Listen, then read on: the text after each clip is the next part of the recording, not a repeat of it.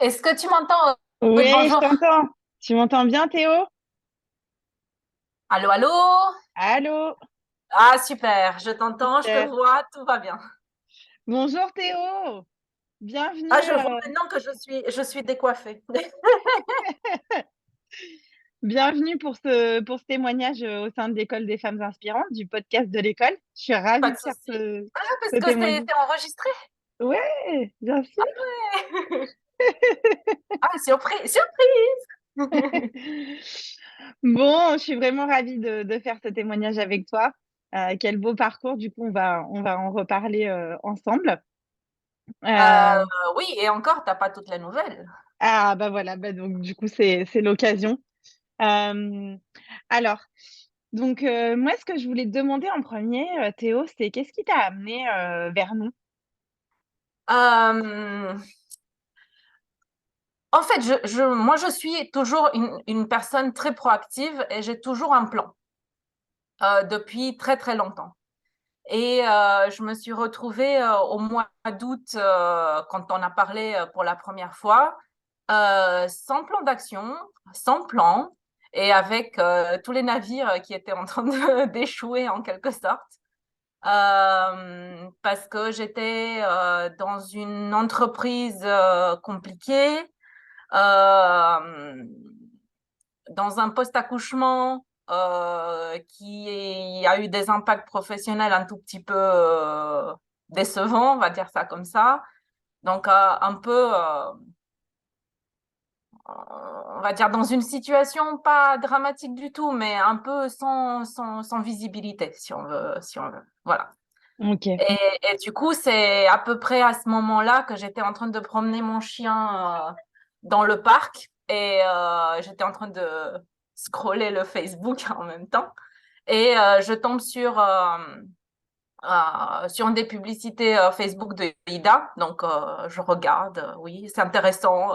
Le fait de ne pas devoir choisir, etc., entre la vie professionnelle, la vie personnelle, plein de choix, en fait, qui moi, je sentais au fond de moi que c'était possible de faire autrement, mais j'avais vraiment aucune idée de comment faire pour rendre tout ça compatible.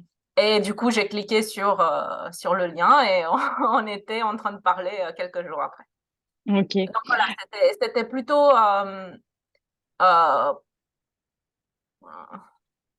voilà quoi, quelques nuages au-dessus de ma vie en ce moment-là qui ont été un peu voilà.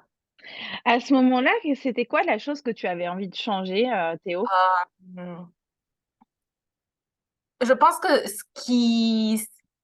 j'avais envie de changer de perspective parce que des fois on s'imagine certaines choses de soi-même, on a des idées de ce qu'on veut, de ce qu'on désire, et c'est pas autant une aide vers qu'est-ce qu'on peut faire pour les réaliser, c'est plutôt est-ce que c'est les bons choix pour moi? Parce que c'est aussi une question qui se pose. Est-ce que ce que je vois moi-même sur moi-même, est-ce que c'est véritablement ce qui est le mieux? Est-ce qu'il y a moyen de faire autrement, de voir autrement les choses? Donc, c'est plutôt un, un point de vue extérieur aussi qui est utile des fois. Parce Donc à qu'on ce l'a moment-là, pas, c'est ouais. ouais, on l'a pas souvent et surtout, je suis la personne, peut-être, je suis quelqu'un de très, très ambitieux. Et quand je raconte mes ambitions autour de moi, on me conseille très, très souvent de laisser tomber, c'est trop, t'en fais trop, machin, nana. Et en quelque sorte, j'ai pas vraiment envie de les écouter parce que si j'en fais trop, je suis pas bien. Parce que j'ai essayé, hein, j'ai essayé de laisser tomber des projets, etc. Donc c'est pas quelque chose qui me correspond de écouter euh, les avis autour de moi qui me conseillent d'en faire moins, de me concentrer sur l'essentiel, etc. Parce que pour moi, l'essentiel, c'est beaucoup de choses.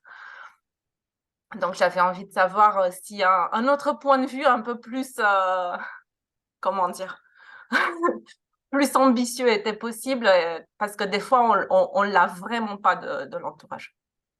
Et là, ce qui t'a aidé à te décider, c'est que tu avais quelqu'un qui allait pouvoir, te permettre, de faire ce beaucoup de choses.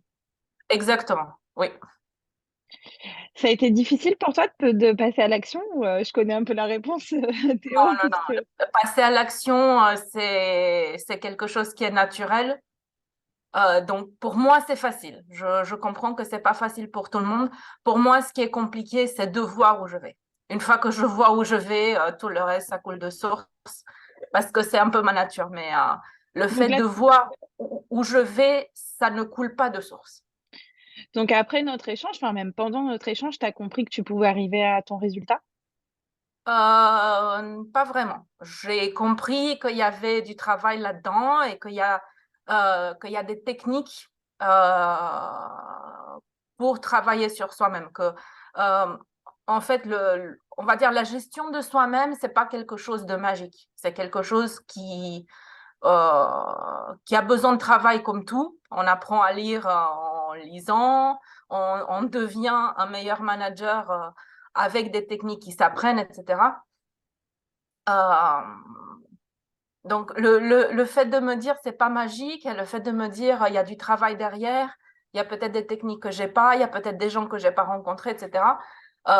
Ça donne de l'espoir en quelque sorte, parce que si c'est pas magique, ça veut dire que je peux travailler pour y arriver. OK. Est-ce qu'il y a eu un moment où ça t'a fait peur de te dire, «Ben, je vais être accompagnée», du coup, comment enfin, est-ce que ça me fait peur ça?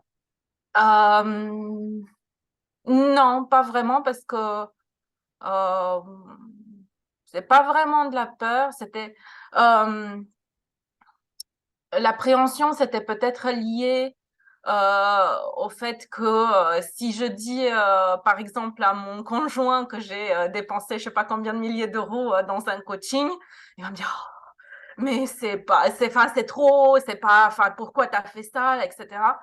Et du coup, je l'ai pas dit. Donc, c'était la seule chose, on va dire, de laquelle j'avais peur. Enfin, pas vraiment peur parce qu'on est adulte et on fait ce qu'on veut avec son argent, mais un peu un regard très critique par rapport au fait de dépenser de l'argent dans une chose qui n'est pas matérielle, n'est pas vraiment standardement ce qu'on s'achète à soi-même. Je me serais fait beaucoup moins critiquer pour une bague en diamant, je pense.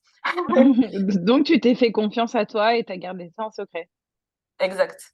Il est au courant maintenant, ton mari? Ah bah, il est au courant que j'ai fait un coaching, mais il n'est pas au courant de combien ça a coûté. OK. On a Et qu'on séparé, donc c'est pas, ça se voit pas sur ses relevés de compte.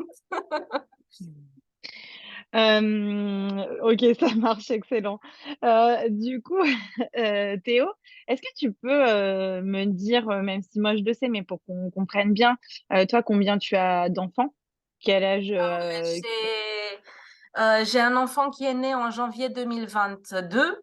Donc, il avait 7 mois quand on a parlé la première fois. Euh, et j'avais fait un burn-out en 2021. Donc, assez. Enfin, je pense que c'était par rapport à ce que je vois des témoignages d'autres gens qui ont fait un burn-out, c'était un truc léger. Mais je me suis retrouvée vraiment terriblement déprimée par rapport au contexte professionnel dans lequel j'étais à l'époque. Et un bon matin, j'ai pas réussi à me lever du canapé. Mais vraiment, mon corps, il a refusé de se lever du canapé. J'ai pas réussi à me faire une tasse de café. Euh, d'accord. et ça a été vraiment un voilà, une période de réflexion vraiment sur est-ce que je veux continuer dans cette situation-là? Est-ce que je veux subir ce type de management-là? Est-ce que je suis à ma place, etc. Avoir cette réflexion-là avec tous les hormones de la maternité, ça a été double peine en quelque sorte. Ouais, Donc bien maintenant, sûr. le bébé, il a 1 an et 2 semaines peut-être. Voilà. OK. OK, super. Et toi, au moment de ce burn-out, tu t'es fait accompagner? Comment tu as fait pour passer cette période? Euh, Bah, j'ai essayé. Je suis allée chez le médecin traitant. Il m'a filé un papier avec 3 semaines ou quelque chose comme ça, 3, 4 semaines d'arrêt. J'ai été voir le médecin du travail qui m'a très gentiment envoyé bouler, genre allez résoudre ça avec votre employeur. J'ai fait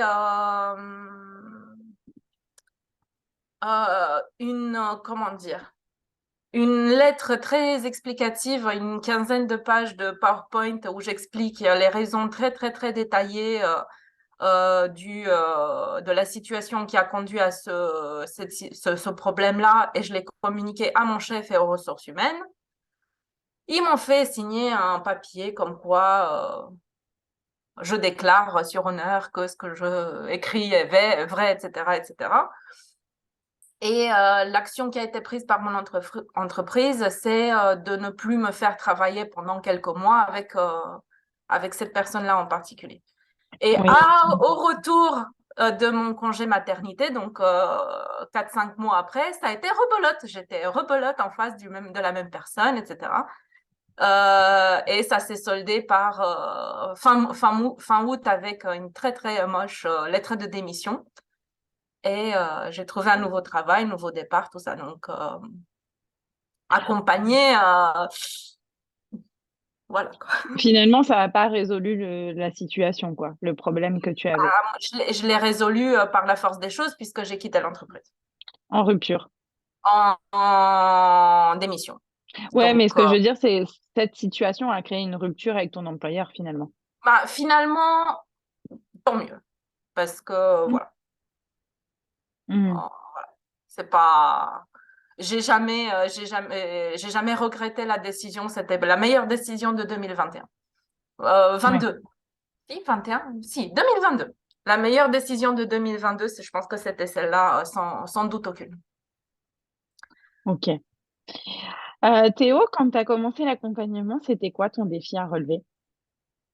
Euh, je pense que je me suis énormément posé de questions par rapport à qu'est-ce que je veux faire comme carrière, mais sans vraiment de perspective réaliste en tête. J'avais quelques rêves à droite à gauche, mais sans vraiment de perspective très, très focalisée. Et aussi, j'ai 38 ans et la plupart de mes collègues de master qui sont masculins, ils sont déjà dans des positions de management, soit VP ou manager, directeur de région, etc.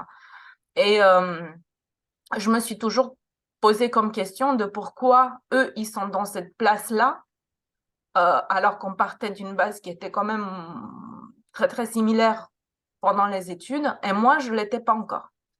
Et il y a tout un tas de réponses à cette question qui tiennent de la façon dont on est éduqué, de la façon dont les entreprises sont construites, euh, qui concernent aussi la place de la femme, qui concernent aussi notre façon d'être, qui est, je ne sais pas si c'est nature ou structure sociale, qu'on a de s'exprimer en tant que personne, etc. Donc, il y a beaucoup d'éléments qui font que on n'est pas promu comme les hommes, qui tiennent de notre façon d'être et aussi de la façon d'être de l'entreprise. Et du coup, c'était un peu ma, ma question existentielle peut-être du point de vue professionnel à cette époque-là. Ok. Et j'ai beaucoup, beaucoup évolué par rapport à cette question parce que elle est devenue en quelque sorte même pas secondaire. Parce que on n'a pas besoin, enfin, je me suis rendu compte qu'on n'a pas vraiment besoin de la validation de l'entreprise pour devenir chef de quelque chose. Donc, je travaille très intensément à être chef par moi-même en ce moment. Il se trouve que dans la nouvelle entreprise, il y a pas très longtemps, on m'a proposé une position de manager. C'est pas encore officiel, mais ça a été proposé, donc cool. Je l'attendais même pas, bim, ça tombe. Euh, Tu peux et étonner. voilà, donc, et, euh, et voilà quoi. Donc, on va dire que les objectifs, en quelque sorte, ont changé et il y a pas mal de questionnements qui se sont calmés, en quelque sorte, quand on prend conscience de ce qu'on veut vraiment et que la valeur, elle n'est peut-être pas dans les yeux des autres, ça change un peu de perspective. Hmm. Donc là, une fois les enjeux un peu de départ refixés, Oui. qu'est-ce que tu attendais vraiment de ce coaching? Euh, Enfin, de cet accompagnement global autant sur les collectifs que je l'individuel. pense que ce que j'attendais, ça rejoint conceptuellement ce que j'attends toujours, parce que je pense que c'est pas vraiment un one-shot de 6 mois. Hein. Euh, c'est une visibilité par rapport au futur et aussi un cadre dans lequel on peut dire j'ai envie de tout avoir.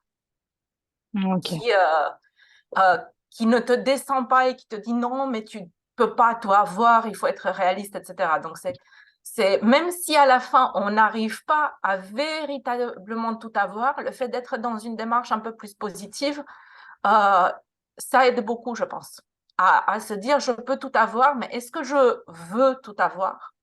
Ça aussi, c'est une question beaucoup plus personnelle qui est importante pour moi.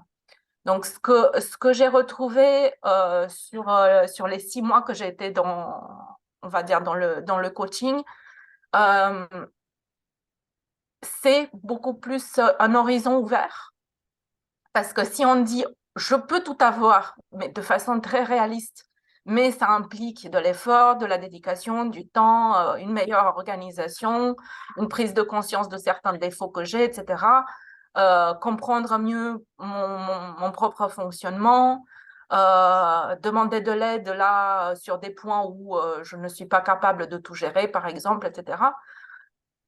Ça fait que je peux, de façon très, très réaliste, tout avoir. Par contre, est-ce que je veux tout avoir? Ça, c'est une question qui est aussi très importante parce qu'il faut aussi du temps pour dormir, il faut aussi du temps pour partir en vacances, etc. Et c'est aussi une façon de remettre ses priorités en place. Ok. Donc toi, tu as travaillé précisément sur quoi dès le départ?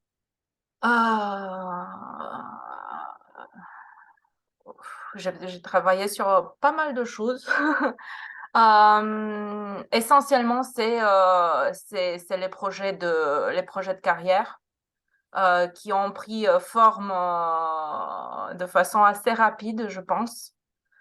Euh, et voilà. Donc, parce que la vie personnelle, je pense que pour moi, c'est pas une difficulté majeure. Je suis dans un cadre stable, je suis en relation stable, j'ai un petit bébé, donc côté vie personnelle, c'est pas, il n'y a pas énormément à gratter. Quoique, parce que aussi avec le coaching des femmes, j'ai découvert la process communication. Oui, oui. Et ça a été une découverte assez majeure en fait parce que ça a décodé certains comportements, certaines envies de pourquoi certaines choses sont importantes pour moi plus que pour d'autres, etc. Et aussi une façon de fonctionner parce que on va dire de façon générale, mon métier c'est chef de projet. Donc on m'appelle aussi l'organisateur. Et de retrouver une typologie de personnalité qui est ma définition sur papier de ça et comprendre les automatismes nocifs, etc., ça permet d'avoir une visibilité sur soi-même qui est différente. Et Mm. on a pris le temps avec mon conjoint et on a fait la process communication pour le couple Avec euh, Candide. avec Candide, etc. Et, Formidable. ah oui, c'était vraiment très sympathique parce que déjà, on a la même base de personnalité avec mon mari. Vous êtes Mais promoteurs tous les deux? non, on est analyseur. Ah, tu as une base analyseur, mais tu es promoteur. Oui, moi, je suis promoteur en mode action, il faut qu'on fasse et tout ça à Je fond les sais, je sais. projets. Et lui, il est énergiseur en deux. Donc, il veut boire des bières et s'amuser avec les amis et dépenser de la thune. Et moi, je suis en mode gagner de la thune, lui, il est en mode dépenser de la thune. Donc, on va dire que il y avait quelques tensions là-dedans que des fois, on ne sait pas d'où ça vient. Et des besoins psychologiques qui sont différents et des besoins de temps peut-être qui sont différentes et des priorités qui sont un peu différentes. Et le fait de se comprendre soi et comprendre l'autre euh, et savoir de pourquoi il fait ça et pourquoi moi je fais ça et pourquoi on réagit chacun de façon un peu surprenante des fois. Euh, ça a amélioré, ça a amélioré les choses entre nous parce que on a une explication du pourquoi. Et quand on a une explication du pourquoi et on a une visibilité sur quoi faire pour que ça change, ah bah, ça change parce que si chacun met la bonne volonté et on a une recette de succès, on l'applique et puis c'est tout. Donc là, Donc, tu as obtenu des résultats au niveau de ton couple également. oui, bah, le couple, il allait bien, mais il y avait des points on va dire des points de friction. Et surtout, on est en fait dans une période un peu quand même assez importante du couple parce qu'on est en train de monter une affaire où on est copatron. Et faire fonctionner une relation personnelle quand il y a des frictions, bon, c'est compliqué. Mais ça peut aller. Par contre, démarrer une relation professionnelle quand il y a des frictions, surtout au niveau des décisions, des priorités, etc., ça peut escalader très vite. Donc, c'était ça pour moi la démarche de faire process communication pour savoir ce qu'il en est. Et j'ai pas été déçue. Il y a des choses à comprendre derrière. C'est très limpide, donc on comprend bien ce qu'il faut faire et on comprend les raisonnements derrière. Donc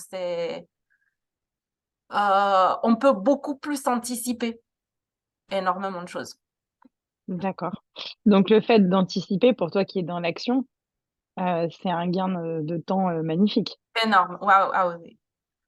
Et Mm. même le fait de quand tu te retrouves dans une situation conflictuelle, savoir pourquoi on est là et comment faire pour apaiser de façon très très rapide le conflit. On peut gagner des semaines de temps et on peut bah, passer en une heure, descendre le niveau d'un conflit à pratiquement zéro, alors que des fois, ça prend des semaines pour chercher une solution, etc. Donc, mon objectif, on va dire pour l'année, peut-être 2023, j'espère que ça va être possible. C'est peut-être même d'approfondir cette perspective process-com un peu de façon professionnelle. On va voir si ça colle avec le planning et les finances, mais j'aimerais Qu'est-ce que bien. tu veux dire? Qu'est-ce que tu veux dire par là, approfondir? J'aimerais voir à quel point c'est possible que j'apprenne à appliquer ce modèle-là chez mes collègues, parce que chez mes collègues et surtout chez mes clients, parce que si on comprend de façon rapide qui on a en face, de point de vue psychologique et comment il faut parler à la personne en face, on gagne énormément de temps aussi côté compréhension, mais aussi côté vente, pourquoi pas. Ok. Donc, je pense il y a un module sur la process communication dédié à la vente, donc j'aimerais bien le faire pour voir ce qu'il y a moyen de faire avec de façon un peu plus concrète. Magnifique. Bon, si je comprends bien, finalement, tu me disais quoique pour le perso, mais finalement, il y a eu du résultat. Donc là, toi, t'en es où? T'as terminé les 6 mois ou pas? Si je ne les ai pas terminés, c'est le dernier mois. Ok, Quelque chose comme ça. C'est vraiment la toute fin. J'ai commencé en août, septembre, donc c'est à peu près les 6 mois en ce moment. ok. Donc là, moi, si je comprends bien, niveau professionnel et niveau personnel, t'as eu tes pépites. Donc, J'ai eu quelques pépites et aussi il y a un gros projet qui est sorti de tout ce bouleversement cérébral parce que moi je suis ingénieure, j'ai toujours travaillé en tant qu'ingénieure, mais une de mes petites passions cachées, c'est l'immobilier, le design d'intérieur. Euh, et je pense que je l'aurais pas fait si je n'étais pas poussée. J'ai fait une offre sur une maison plutôt grande à côté de Disney Paris. Et j'ai eu le financement il y a quelques semaines de ça. Je vais signer en mars et très probablement, si tout va bien, j'aurai les clés en avril. Alors, est-ce que tu peux Donc, nous expliquer ce projet-là d'envergure et puis finalement le bah, financement qui est pas rien? très, très clairement, j'achète un hôtel. C'est du gros budget. On est sur un budget d'1 million d'euros, maison plus travaux compris, avec du chiffre d'affaires qui est, je ne sais pas combien de fois mon salaire. Donc, ça, c'est aussi un de mes petits rêves qui existait dans un coin de ma tête, euh, d'avoir une indépendance financière par rapport au travail salarié. Ah, je me Euh, rappelle, c'est exactement ce que tu m'avais dit lorsqu'on s'est eu en premier échange. C'était oui, un de parce tes que, objectifs. tout à fait, parce que en vrai, j'ai jamais vraiment aimé de façon passionnée mon métier d'ingénieur. Je le fais bien, mais voilà quoi. Ça te fait pas vibrer. Ça fait pas vibrer. L'immobilier, enfin, c'est une des solutions à cette problématique-là. Pour dire si j'ai envie d'arrêter de travailler ou si je me retrouve dans une situation d'un job qui me fait chier, il n'y a pas à attendre 6 mois à postuler de partout, toquer à toutes les portes pour dire ah non, j'arrête. Tu peux dire du jour au lendemain, tu me fais chier, j'arrête. Et ça, pour moi, c'est une force terrible. Ou pour pouvoir dire, je prends 6 mois sabbatiques, je vais vivre en Thaïlande, siroter des cocktails, et je ne vais pas me retrouver en galère en partant, je ne vais pas me retrouver en galère en rentrant. Donc, c'est un peu plus profiter de la vie tant qu'on est jeune et pas attendre les 65 ans, voire 80 ans, à être malade et vieux pour pouvoir faire ce qu'on a envie de faire. Après, il Donc se là, trouve qu'en ce moment, j'ai un job qui me plaît et j'ai pas du tout envie de claquer une dème, mais à partir de, on va dire, 2024, ça va être une option absolument faisable pour moi. ok. Donc là, on peut dire que tu as atteint tes objectifs que Oui. tu t'étais fixés. J'ai atteint les objectifs, je pense que je les ai même dépassés. Et c'est que le début, parce C'est que allé vite. j'ai plein d'idées en tête. Et aussi, j'allais dire que ce que j'ai retrouvé aussi dans ce coaching, c'est aussi un groupe d'amis, tout nouveau. Euh, Parce que c'est compliqué quand j'étais jeune, j'avais 20 ans, je connaissais 1000 personnes. Quand on commence à avoir 40 ans, qu'on est un peu nouveau dans la région, qu'on commence à avoir des enfants, etc., se faire des amis et retrouver un contexte amical pour, je sais pas moi, sortir boire un café, c'est pas quelque chose qui est facile à faire. Surtout si on a eu un peu la bougeotte et qu'on n'est pas dans le même endroit depuis 20 ans. Et ça aussi, c'est important, je pense, avoir une petite communauté où on peut raconter ses problèmes, où on peut avoir un conseil hum, personnel ou professionnel, par exemple. C'est quelque chose qui est important pour moi. Et aujourd'hui, vendredi, à 17h, j'ai rendez-vous avec une des femmes de l'école. On va se boire un café à Sèvres. Donc, c'est très sympathique, ça me fait très plaisir. Et, euh, et c'est quelque chose aussi qui est important, je pense, de continuer, même si c'est pas de façon intensive en mode coaching, d'avoir une communauté pour échanger, pour trouver un conseil, je sais pas moi, sur du courtage, sur l'immobilier, sur les réseaux sociaux, sur j'en sais rien, la communication, etc. Euh, voilà, Ça fait c'est du sympa. réseau aussi, finalement. Ça te fait des Exactement, amis et du réseau. exactement. Oui, Et moi, ce que j'ai envie de dire précisément aussi, c'est que c'est des femmes qui te ressemblent, Théo.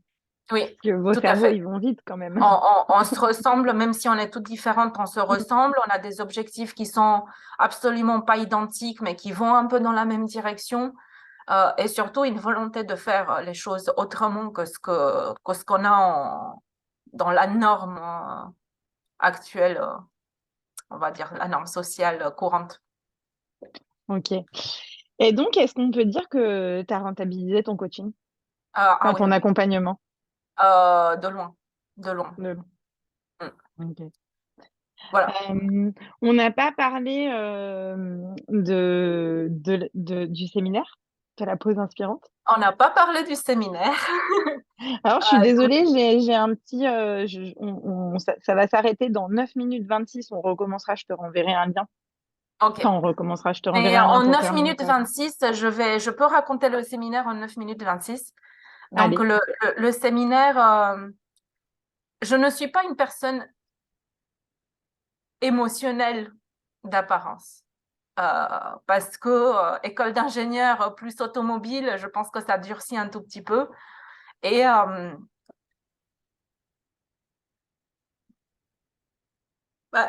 le séminaire, ça a été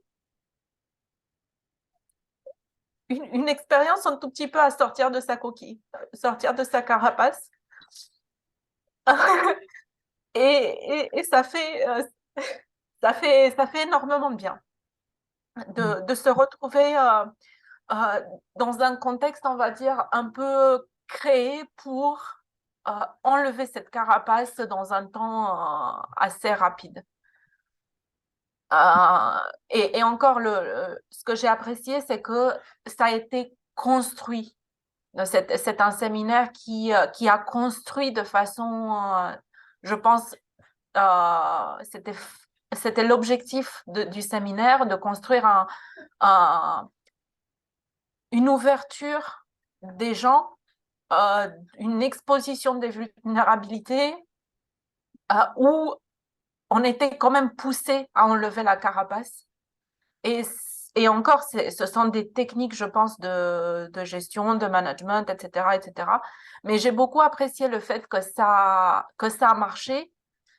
Et, moi, ce que j'ai appris, je pense, dans ce séminaire, c'est qu'on peut, si on a les techniques et si on sait comment faire, euh, on peut transformer l'étranger en face de nous en ami de façon très, très rapide.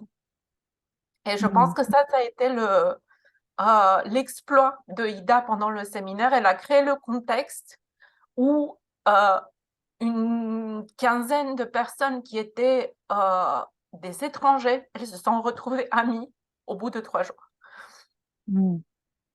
C'est vraiment, c'est formidable ce que tu dis, Théo. Enfin, moi, je peux que en témoigner, j'étais présente et c'est vrai que on parle de transformation chez nous, mais c'est vrai que durant ces 3 jours, il y a une transformation aussi collective.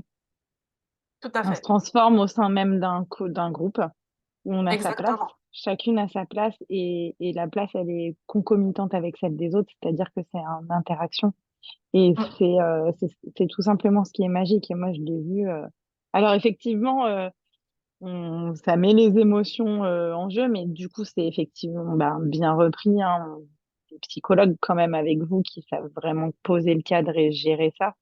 Et mm, avec des outils voilà, qui sont vraiment adaptés. Donc, ouais, moi, mm. j'ai vu le. Enfin, voilà, c'est d'ailleurs pour ça que le témoignage, on l'a pas fait à ce moment-là, hein, parce il y avait trop d'enjeux, trop de choses.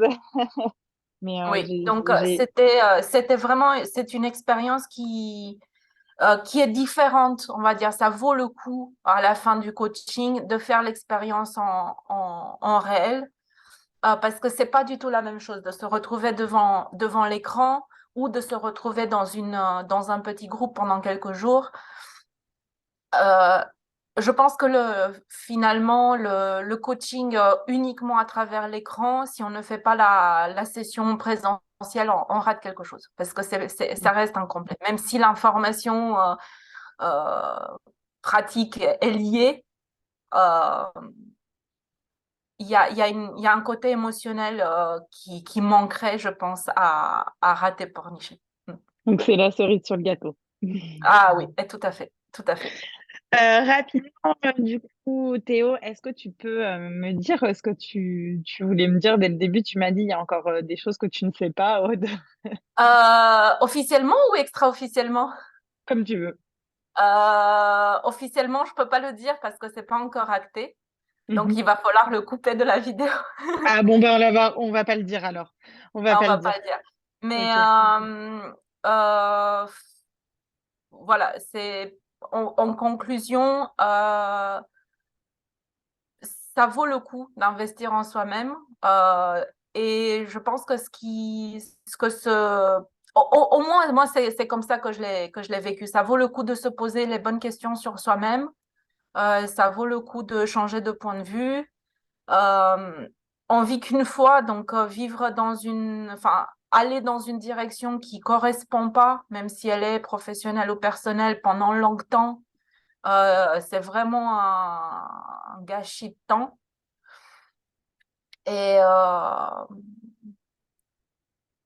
moi, ça m'a aidé. Moi, ça m'a vraiment aidé euh, j'ai pas vraiment changé de direction, si on peut dire, même professionnellement, etc. Mais j'ai mis un coup de peps sur les éléments où il fallait mettre un coup de peps. Et je pense que c'est assez subtil. Il y a un reboost de motivation, même si d'apparence, il n'y a pas grand-chose qui a changé entre il y a 6 mois et maintenant. Pour moi, de l'intérieur, c'est énorme. Ok, merci Théo pour ce beau témoignage. Moi, je te fais juste mon retour en 2 secondes. J'essaie de pas être trop longue. Moi, ce que j'ai adoré, c'est ton énergie. Je partage vraiment le fait que chaque matin, tu te lèves comme si c'était le dernier jour du reste de ta vie, n'est-ce pas? Mais ça l'est, ça l'est. Exactement. Du coup, je pense qu'on partage une Après, énergie commune. il faut pas croire que je me lève du lit et que je fais ouah et tout. Non, Non, non, non, je geek sur Facebook, hein. bien sûr, sinon tu serais pas là. Mais oui, oui, je partage cette énergie en tout cas qu'on a en commun, puisque Mm. tu es une femme S et qu'on l'est en fait finalement toutes. Donc, et je pense que tu avais quand même ces multiples facettes bah, en toi et que tu as pu Oui, oui, être vraiment en connexion avec, je pense. On peut parler de oui. ça. Et du Mm. coup, au moment du séminaire. Donc, c'est juste magique. Bah, enfin, pour moi, c'était un honneur d'avoir pu t'accompagner dans cette démarche-là. Et je pense que, bah, voilà, c'est même sûr que Ida, Candide et le reste de l'équipe étaient ravis, hein. Quand on parle de toi avec Candide, elle a le smile jusque-là. Ah, mais moi, Donc, j'ai des plans pour la suite, hein, qui sont énormes. mais bien sûr. Parce que dans l'école des femmes, il y a un truc qui vous manque, c'est un business coach. Et ben voilà, n'est-ce pas? Et j'en parle pas par hasard parce que je suis en train de commencer à passer la certification business coach avec un truc absolument génial que j'ai découvert en ligne qui s'appelle Mind Valley. C'est la plus grosse plateforme de bien-être aux States. Et je passe la certification avec eux. J'ai hâte de savoir tous leurs trucs de business. Et je pense qu'avoir une business coach dans l'équipe, c'est très, très puissant parce que moi, dès que je vois n'importe quel truc, moi, je vois des dollars partout comme ça. Ah oui, ça, c'est Et bonne c'est dans la boîte. rentabilité. Ouais. C'est dans la boîte, Donc, j'en parle directement à Ida qui sera ravie. Et oui, oui, oui, voilà, n'est-ce mais pas? il faut d'abord je bosse le truc un peu plus, quoi. Ouais, Mais peut-être dire 2 soirs et c'est bon, te connaissant oh, en mode analytique. quelques petites soirées, oui, quelques petites soirées à bien réfléchir au truc, mais euh, voilà, il faut se focaliser sur ce qu'on fait mieux aussi, c'est activer la zone de brillance. Et moi, j'ai découvert enfin, je l'ai toujours su, mais maintenant, c'est beaucoup plus facile de dire oui, c'est ça, et puis c'est ça. Et c'est beaucoup plus simple quand on est convaincu de soi-même. Mm. Il nous reste moins d'1 minute. Théo, je te remercie 1000 fois pour ce beau témoignage. Qu'est-ce que tu Il n'y peux a dire pas à de toutes quoi. celles qui hésitent à rejoindre l'école des femmes inspirantes en une phrase? Euh, Quand on est dans le mauvais train, il faut descendre tout de suite et prendre un billet de retour. Voilà. Parce Bravo. que plus on s'éloigne de soi-même, plus on se perd. Et il y a des techniques pour se retrouver. Un grand merci à toi, Théo. Il n'y a pas de Je quoi. te dis à très vite. Mmh, ça marche. Merci Théo, mille merci à toi. À très vite. Ciao. Ciao.